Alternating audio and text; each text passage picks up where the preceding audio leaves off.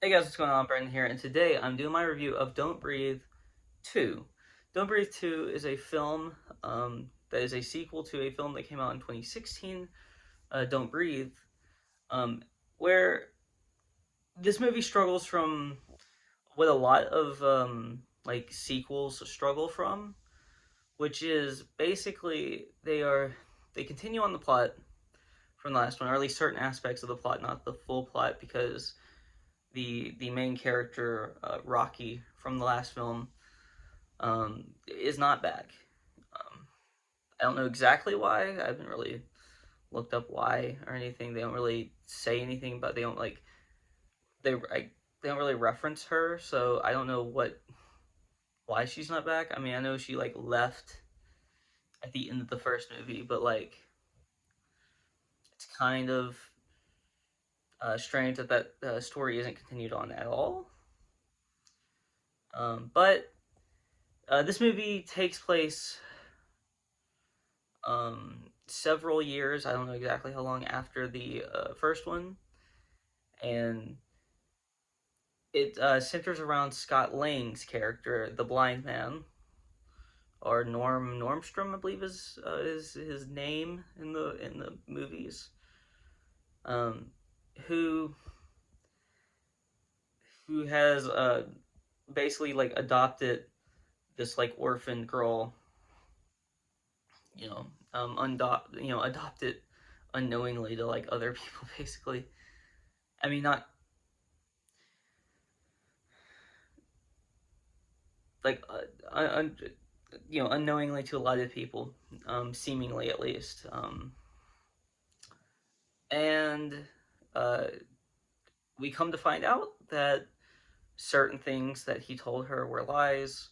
I kind of expected that, and I think that this is something that this movie struggles from too. Nothing was super surprising to me. It was never like that holy shit moment. It was just kind of like stuff just kind of happened, and I was like, okay, that kind of makes sense to happen here. That kind of makes sense to happen there. And not every movie needs a holy shit moment, but this one definitely doesn't have that, and it does kind of suffer, I would say, from that, from not having that.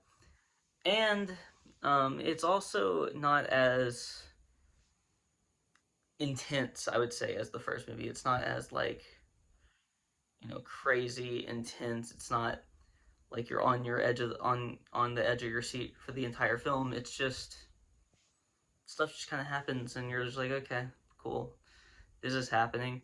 It's not like a terrible film, but I do see a lot of issues with it. Scott Lang does a fantastic job though as the blind man yet again. I expect that. The kid was actually pretty good. Again, I don't like kids in movies, but kids are some kids are doing better now in a lot of movies, so that's a positive.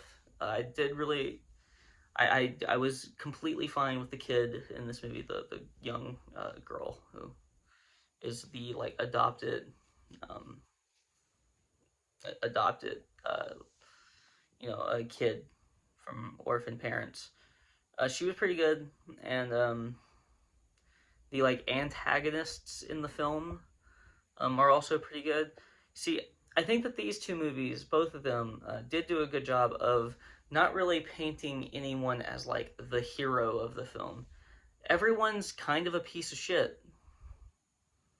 The blind man is kind of a piece of shit for some things he's done in his past, and even things that he kind of, and even like certain aspects of the things that like there's some moral ambiguity to him in this movie too. He's not like a good dude, and neither is any of the antagonists in this film.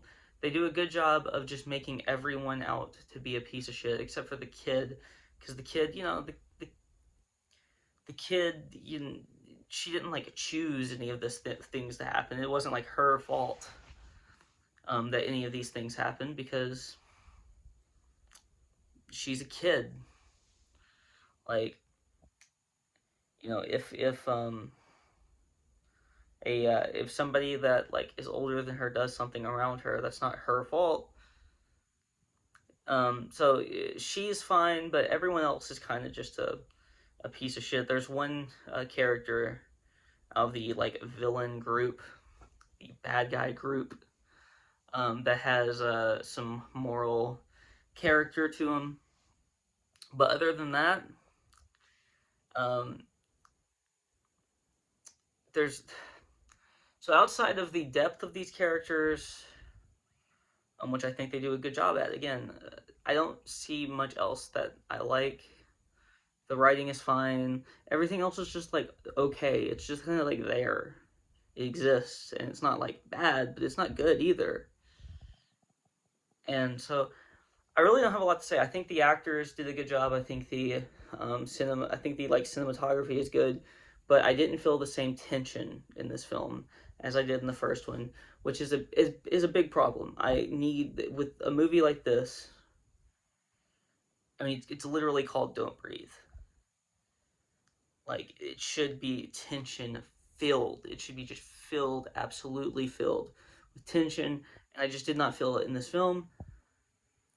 And this movie ultimately works to some extent for me, but also just doesn't work at all in other aspects of the film. So I'm giving this movie, all in all, a very middling score, a 6. It's a very middling score.